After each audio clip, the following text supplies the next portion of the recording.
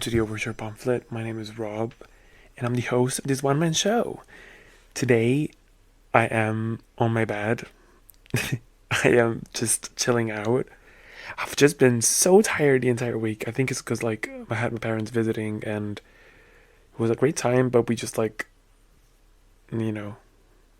been around for going around for quite a few days, and that was last weekend, and then I basically had to go immediately back to work, so didn't manage to basically get a proper chance to catch up on sleep and everything else. But I am chilling out. We have a long weekend here in the UK now. Monday's gonna be a bank holiday, so we're not gonna go to work, which is great, honestly, great stuff. But yeah, so. And you'd think since I have much more time that I would have planned a better episode for today, but I have not. I actually, the thing is, I think I wanted to ramble a bit. I'm in a chill mood, and I just wanted to ramble about a couple of things. Most importantly, I think the main thing I wanted to talk about was, well, that's the thing. That's a big question I have because I don't think there is a proper terminology for this. I would have thought a third album curse would have been a thing, but apparently it's either a sophomore slump. That's what they call it, a sophomore slump. When an artist, when they release their second album, they flop so bad on the charts. Or there's apparently a fourth album curse in that sense, which is not what I'm going to talk about. I wanted to talk specifically about third albums that flop, but I don't think that's a real thing. So I think it's just in general that this conversation started off because of Dua Lipa's new album, third album called Radical Optimism, which came out yesterday, I believe. Yeah. And I wanted to talk about basically well, that's sort of already saying that it flopped, but in my mind, it's not as good as the other two albums that came before it. That's my thing. And as soon as I thought of it, I immediately thought of then Lord and her third album, Solar Power, which also was a flop compared to the others, I guess. And as I think, is there a third album curse? But it's not that. I think it's not that specifically, because I think it's more another problem, which is with Dua Lipa specifically, it's a genre sort of saturation in the market, maybe, or everyone is tired of basically the disco influence, I guess, the 80s influence in music. So maybe that's probably why there's not as much hype behind this album as there was with Future Nostalgia or her self-titled debut album. But yeah, I just wanted to ramble about that, and also ramble about some recent obsessions that I've had on the internet, some recent content that I've been consuming basically. But of course, before we get into that, songs of the week. So for my songs of the week this week, I have a very specific vibe, I guess. That's because I got back into my slutty playlist. This all started because of the recent Trisha Paytas podcast episode with Slater. Slater is one of my favorite artists, I guess. And she does a lot of slutty music in that sense, very Britney inspired, very Gaga inspired in that sense. So while I was listening to her episode and Slater talking about the whole process of her producing music and how does she come up with the ideas and all that stuff, I sort of got back into the genre once more. I always do. I always come back to this specific type of hyperpop, but yeah, I just wanted to find new songs to fall in love with, because most of the times I just really, when I want to listen to this type of genre, I listen to well, to Slater, of course, and then to Kim Petras, and then I listened to also Dane, Daine, and then also Cobra. So those four are my like rotational queens. Sometimes I put in some Aisha Erotica, there. She's pretty good. But yeah, I just wanted to like expand my journey, like my taste buds. But I ended up basically finding some cool tracks. But first off, before we get into that, I want to talk about Risk by Gracie Abrams, which came out this week as well. That's a great song. I've been listening to it on repeat. Aaron Dessner produced it, so you already know the guitar is going to be incredible, fantastic, beautiful. There's something about this song that reminds me so much of 2010s, like maybe I want to say One Direction, but it's not One Direction specifically. It's just maybe it's the chorus itself that reminds me so much of like melodies that were very common in like the 2010s, like that kind of pop music. So yeah, the video also is super fun. Gracie acts like she's a crazy fucking person, which is honestly funny to see. Like, it's just funny, a very funny video. And even the video itself, to be fair, reminds me so much of maybe like We Are Never Ever Getting Back Together by Taylor Swift, for example, or something of the sort, like that era, that 2010s sort of energy. But the song itself is really good. You're the Risk, I Want to Take It, you know, like we don't even know each other, but I really like you, I've been stalking you, kind of crap. But yeah, that's a great track. Love the, like, mostly love, well, actually do love the melodies as well. Like, it's a very catchy song. I love the guitar. Guitar, most of all, is like a big selling point for any Gracie Abrams songs. It's just like the great vibe produced by Aaron Dessner of The National. So yes, check it out, because that's a great track, I think. And if you like some, you know, like acoustic guitar pop songs, then that's the vibe for you. Now back to the hyperpop bangers slash, I guess, club bangers, because they're all sort of like club bangers in my opinion. But first one is Only One with a Pulse by Magnolia Pain, yeah. Very short song, like 1 minute 40 seconds, but it's a bass heavy track, like synth bass in that sense. Super clubby, super like infectious in that sense. The cover art for this doesn't make any fucking sense to me, because it's just like a parkour, like a garden or something. Like, how do you pair that up with like a club banger? But that's like a very short track, but it just does the job. It's just like great production. I don't even know exactly what the lyrics are about, because I don't pay attention to the lyrics when it comes to these type of songs. But yeah. Then I'm gonna quickly brush over that and go into like Bad Position by Cobra. I know I always said like I wanted to find some new people, but I just got into some new songs by Cobra. Bad Position, probably not new, but new to me in that sense.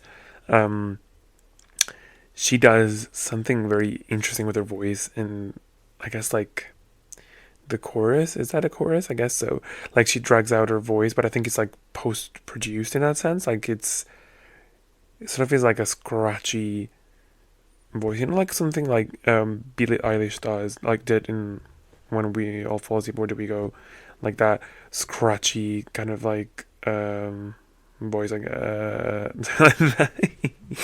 like, you know what I mean, fried vocal, I guess. But that's so cool. And then of course the production is like very, very clubby, but it's sort of like a bit more low key, I guess. And like, she usually does a lot of like clubby tracks, but this one is a bit more like low key, I guess. That like, it's compared to some more explosive tracks that she does usually. But yeah, Cobra cannot complain. She's always incredible. Always incredible. The song is a bit more like long. It's like 3 minutes, I guess. 3 minutes and 10 seconds. But she's a killer. Then the next one is Sub 32 by, well, I guess you pronounce this as Alden. I don't know. It's like ALDN. I don't know. I don't know how to pronounce this. It's all in like lowercase as well, so I don't even know if it's like an acronym or not. But the song, matter of fact, is crazy good. It's insane. Like it's actually pretty cool. It's like short as well. It's like 1:49 minutes. Sorry, 1 minute 49 seconds. But it's like starts off with like a guitar, and then gets into like a club banger. It's just so good. I cannot explain it. It's just like um nice and infectious. I'll put him in the playlist. Matter of fact, this is well, these are going to be the first songs of the play, like of the plays of the month, because well, we're in May now, so it's going to be that. So yeah, catch out for that. You can see like what kind of vibe I'm into right now, like if you go to watch to listen to the playlist. But yeah, um a lot of shorter songs, I guess. Well, the Cobra song was actually pretty long, but well, longer compared to the other two. But then I wanted to put, you know what, maybe to balance it out, I wanted to put one of these Joseph songs that I've been getting into. It's called Borderline. Joseph is he Irish? Where is he from? Um, I don't know. He's definitely like of this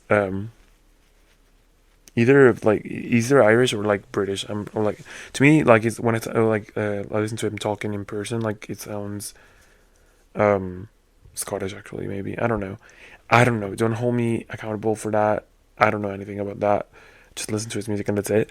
But he makes a lot of ballady songs as well. I guess like R&B ballad type of songs. Um, he has a great voice, incredible voice. Very beautiful.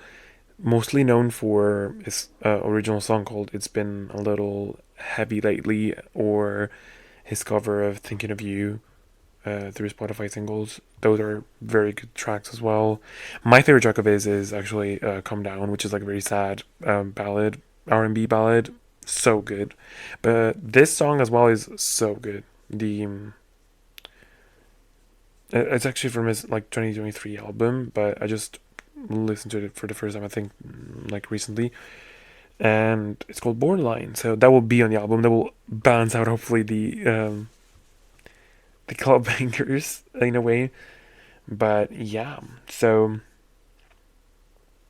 that's great. That those are going to be the songs of the week, I think, because um, that's mostly the vibe I think that I've been listening to right now. Like it's mostly the club songs, and sometimes I get into these tracks, but they're all pretty good. They're all really good. They fit the vibe. Um, so yeah. Now the next one is well, the next one, what we're gonna get into now basically is going to be Dua Lipa's Radical Optimism. More so like my conversation in general about um the third album, Curse, quote unquote. I mean, we've already established that it's not actually a thing because it's not. I mean, I don't know. Try to look into that, but it's not really, you know, scientifically or like statistically proven correct.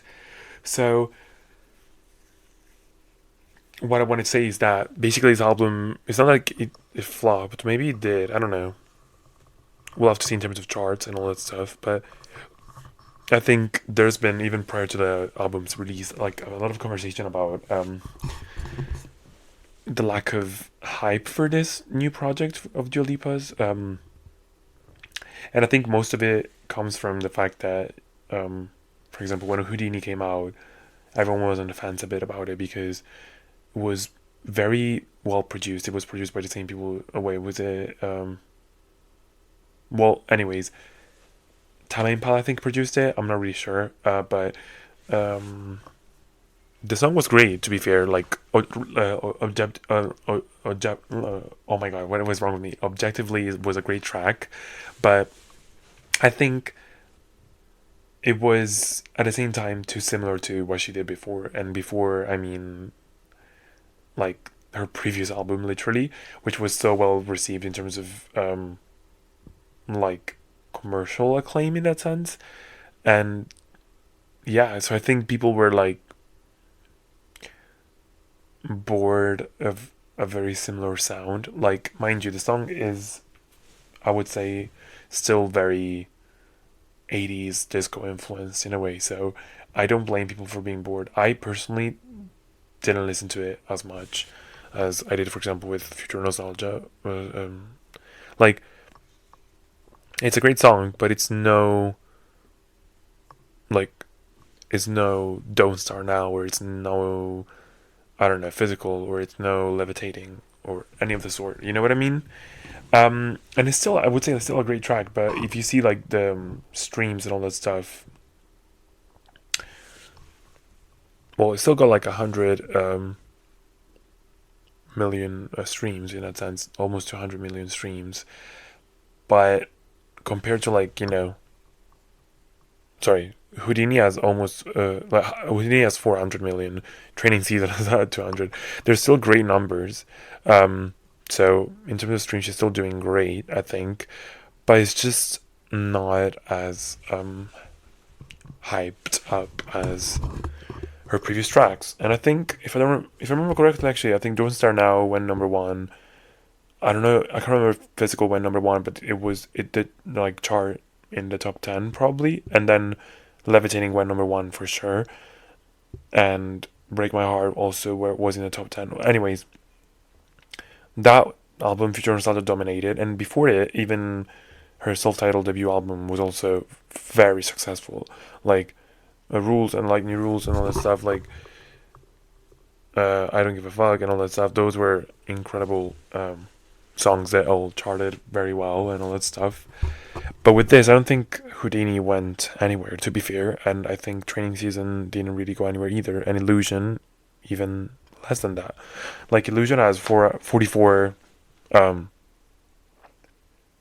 million streams, which is, compared by like other standards, like it's pretty good, but if you compare it to other like tracks by Dua Lipa, it's kind of like in a downward trend.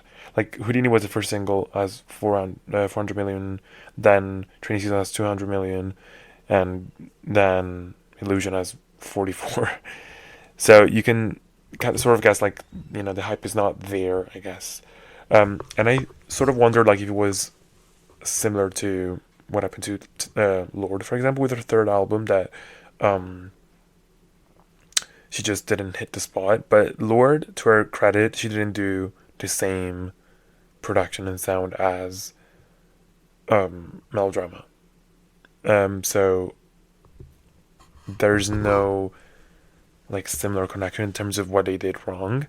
I think what does in a way like if we wanted to compare it to someone else like Dua Lipa, the most probable one would be Katy Perry, I think, because Katy did have an explosive debut album and an equally as successful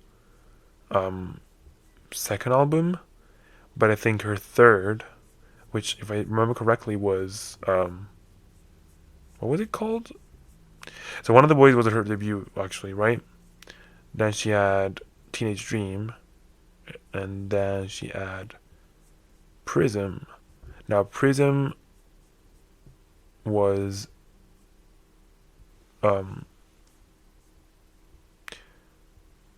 still good, I would say. I mean, I don't know, because I think her proper flop era started. Her proper flop era was actually what was it called? Witness. That was definitely her flop era, but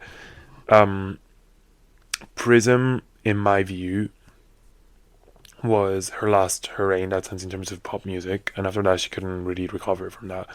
I really hope it's not going to go that way, but it's simply because like Katy like stuck with the same sound for after like a big explosive Teenage Dream album, so I think people got like sick of it, and that's pretty much where it came to, basically. Lord, instead, I think she switched sound and image and all that. And I think the big problem there was that she went from, like, Lord was very much known for her ability to describe, like teenage suburbia, or like, speaking for, people that don't fit into, like Lord, when Lord came out was basically like that period of time where basically Katy Perry was, promoting very flashy music, super happy tracks and all that stuff, and Lord was more on the realism side of things, and she was very, like, acclaimed for that, for being able to like voice her generation and her um age group in that sense. And I think when she went into a melodrama, she sort of did a, well, she didn't really abandon that, but she went into a bit more like a confessional, personal um type of songwriting, which was very well acclaimed in terms of critics, not so much in terms of maybe commercial success, but in the views of the fans and the cult in that sense. Like, it's a cult classic. Melodrama is like undisputably her best album ever between the three. Um, but then when she went to do the third album, which was where she really flopped, um, I think she abandoned even like the confessional songwriting and went into a bit of this character writing, or this like message for the earth and all that stuff, and prophetic sort of lyricism, or a lot of that, which I don't know, didn't really resonate with anyone and wasn't really the time and the place. um you know it wasn't really something that the culture wanted, not even her fans wanted. So yeah, even though I still retain that Solar Power has some great gems in there, I think she really missed the spot. Like, she couldn't read properly what the culture wanted and what people wanted from her, and what the music needed in that time, basically, right? And I think that's the same problem that Dua Lipa has now with her third album, right? I think she couldn't really understand that, one, we've all moved on from the um how to say, like, the disco influence, the 80s influence. Even though there are still so many people who are still doing 80s music, I think most people are sick of it. If you look at the top charts, like, now everything is about, more country, more um folky music in that sense. So the trend has shifted once more. It took a long time. I think the pandemic really dilated time in that sense, and everyone was doing like 80s music constantly. And Dua Lipa literally was one of the pioneers for that, like, revival of the genre. Like, when she did Future Nostalgia, everyone was so obsessed with it, because she and The Weeknd were the probably like two of the people who like really brought it to the forefront in that sense. They were the pioneers in doing that, I think, or like at least doing it commercially successful in a way. But I think she really you know basked in her success with that she didn't really explore a different route. And so, especially, I think it got even worse when she did the Barbie soundtrack. And what was the song? I can't really remember the name now. You know what I'm talking about? Like, the Barbie soundtrack where she did, oh my god, Dance the Night Away, right? Dance the Night or something. That was a great track, incredible for the movie, but it was still like very 80s influenced, and I think it was with Mark Ronson or whatever. And I think it did really well, but I think the conditions for why it did really well was because also the movie, the visual aspect of the movie and everything else, and the song being very catchy, of course. Um, but I think that even further cemented her decision to go, like, again, one in that direction for her third album, which I think personally turned out to be a wrong decision, because I don't know, I just don't think that there's any more space for that, like, for that same vibe and genre and sound anymore. I think we have all, as a public, moved on from that trend in a way. We're all pretty sick of it. I personally am. And that's why when she did like Houdini, I didn't really stream it as much.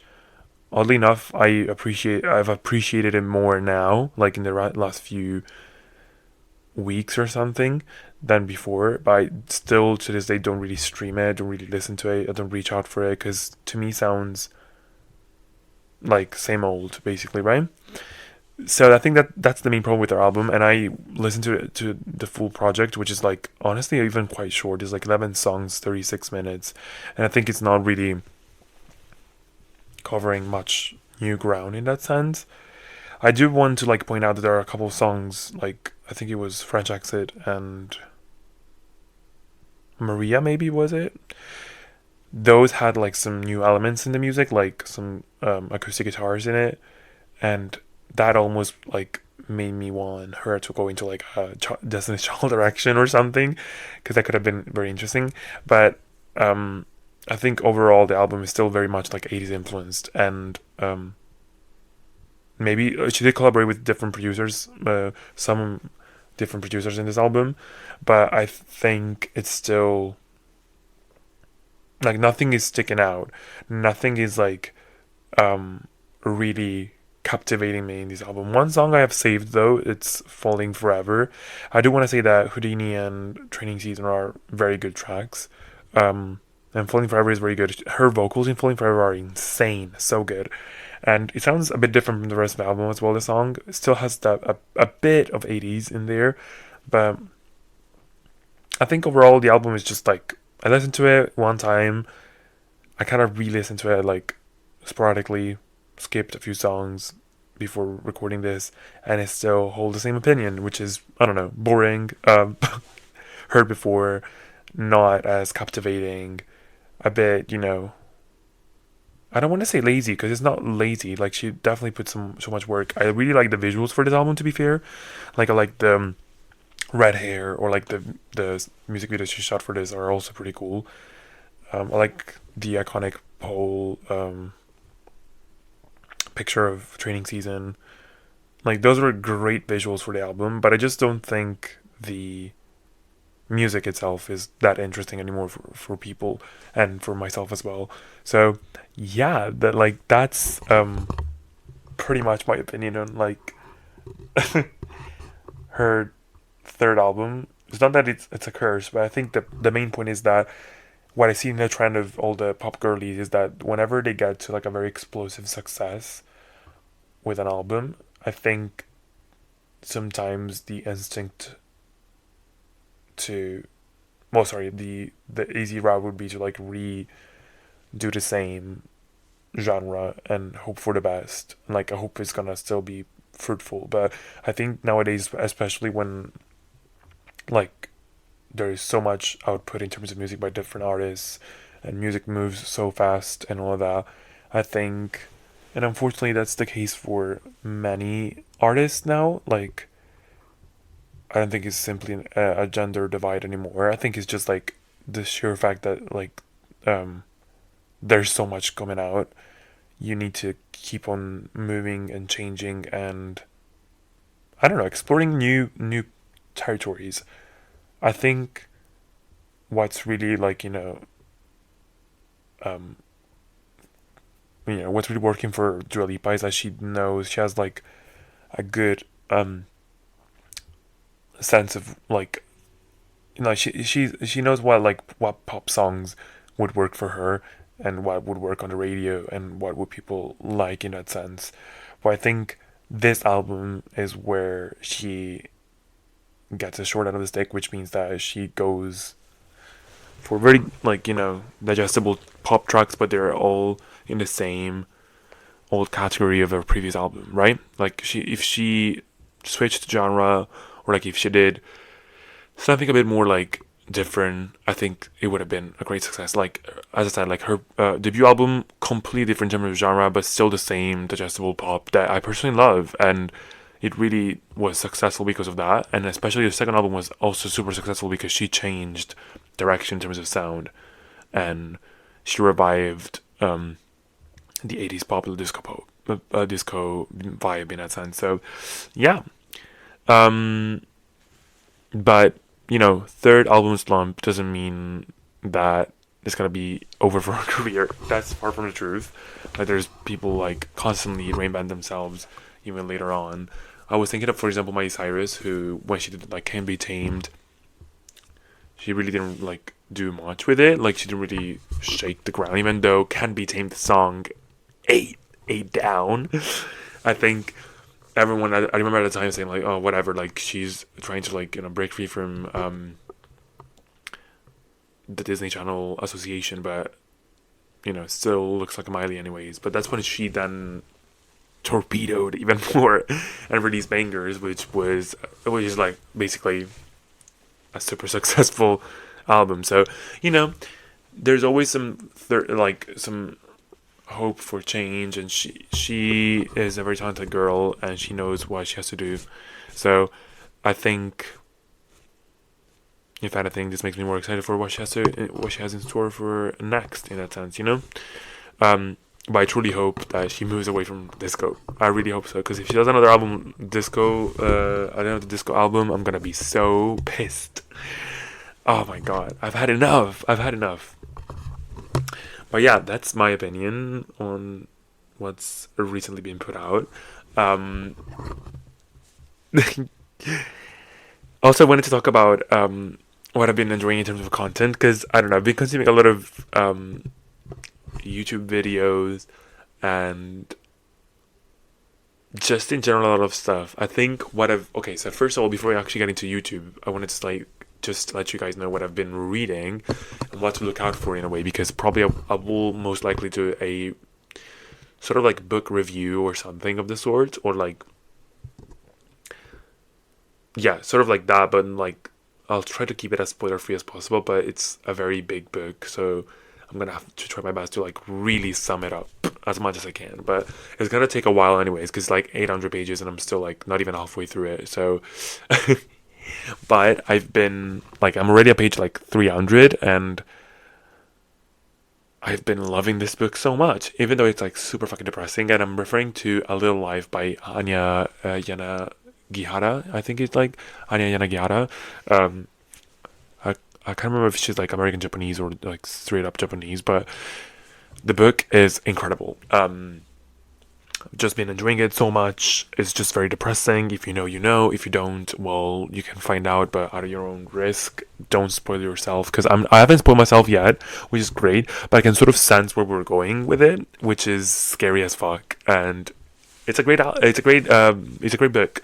Just if you want something that is like a big commitment in a way, because it's like quite long, but also a special book that you're gonna hold dear to your heart. I think this is the one. I've been coming back to it. Sometimes it's very disturbing, like very disturbing. I'm not kidding. Like I had to like stop reading for a few seconds, like get away from it, go eat something, and then come back to it, because it was so disturbing. Like sometimes it gets very disturbing. But I think what I would like compare it to in a way, it may like tickle your interest before I actually do a review eventually, is Perks of Being a Wallflower, technically, but like much more expanded, much more in depth, much more serious in tone as well, much more like just bigger in terms of purpose, I guess, and like writing, and extensive. I want to say that, yeah, it's much more extensive and in depth, but that's the same sort of vibe that I've been getting from this in a way. But yeah, been enjoying that. That's one thing that I've been really enjoying. Now, in terms of like content that I've been consuming, this is gonna be so embarrassing, but I fall into a rabbit hole, and that is can we call it Pickletok? I don't know if it's Pickletok, but it's mostly like short form videos about pickles. And if I have to be completely honest, it's also specifically one account that I've been referring to, and I always go back to in a way, and that is Cook It Erica. That's so Erica is, I guess, the main owner of the channel, but she does most of her content with her daughter, and I think they moved to Texas. They're not from Texas, but They're these two very lovely ladies, and they just rate pickles. Like, that's just pretty much it. To be fair, I think their channel goes beyond that. Like, they do a lot of food related stuff in general, but I think their niche and their most successful content and the most like consistent and prolific in a way is the TikTok. Is the pickle review TikToks. So yeah, I mean, I just love pickles myself. To be fair, like I love a good um, pickled gherkin. I love a good dill pickle. I love myself. Even thinking about it makes me water. Like my mouth is watering, man. But I love pickles. And one thing about the UK is that we don't have much pickle variety in that sense, or at least stores don't have as many pickles. I managed to find like some dill pickles at my local like organic shop down the road. But if I go to like big stores like Waitrose or I don't know, like bigger Tesco's in a way, they don't have as many pickles as the US. Probably the US, as well, through these videos I've learned that they have so many different varieties and so many interesting ones that I wanted to try so bad. But yeah, I've been falling into like this rabbit hole deeper and deeper, and whenever I go like either on YouTube Shorts or like TikTok, I get Cook It Erica, and I just like go into a deep dive into their profile once again every now and then. I just like love watching the reviews. I think what really works for them as well is that they have a great dynamic, because the mom Erica and her daughter, they have two very different like palates in that sense. Like they like two completely different types of pickles in a way, so they give you a full spectrum of what you can like expect from a taste test in that sense. And it's just so interesting to see. They try so many different varieties, so many different brands. They give you a rating and all that stuff, and it's just satisfying to watch as well, because the crunch of the pickle is just satisfying, just beyond any level. And yeah, just as a pickle fan, that's my niche. Very niche, but one of the most niche contents that I consume. Like that is probably that tells you a lot about me, I guess. I don't know, but love that so much. I trust the reviews. I would love to try them. I would love to get into some more pickles, but here is so difficult. I might have to like do some search on the web to see if I can get any more pickles, like any different varieties. They've tried like some, what is it, like some garlic jalapeno stuffed olives, but they're like pickled, incredible. Or like some garlic and horseradish dill pickles. Like, come on. I just want to try them so bad. Where can I get them? Please. Please. We don't have the pickle guy here. We don't have the dill daddy like here. Those brands, we don't have them here, I guess. But I need to find out. That's one of the contents I've been consuming a lot. The other one, I think there's like an equal split between like Cook and Erica and Codico. I've been I've always loved Codico. To be like, Codico is like one of my favorite YouTubers ever. Like he's so funny. Um, but I don't know. I think, well, when I consume content, it goes like into fluctuation periods, and like sometimes I don't watch it, and sometimes I like get back into it. And I just got back into like Codico, and I think the way I got back into him was through Bruni Broski once again, because they did a couple of collabs. They were so good. But I truly love Codico whenever he's like, especially when he collabs with his wife. When he does like, I don't know, couples cringe, or like, bro, they have so many funny videos, or like just even just him by himself like reacting to stuff. He's just so fucking funny, and I just love Kelsey as well. Kelsey's like so like her such a good you know I guess like it's not that like she counterbalances him in a way. It's like they're both the same amount of funny and hilarious and like brain dead in a way, brain rot, that I just love their dynamic so much.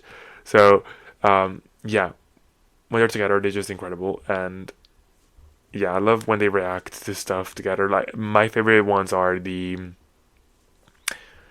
ones where they react to or are they like thirst trap cooking videos, like, you know, those like muscly guys who just bake or like cook something and just make it hypersexual, like they use food as basically porn in a way, so they can, like, they don't get banned on TikTok or something, so they basically almost fuck pastries and shit like that. Those were so funny.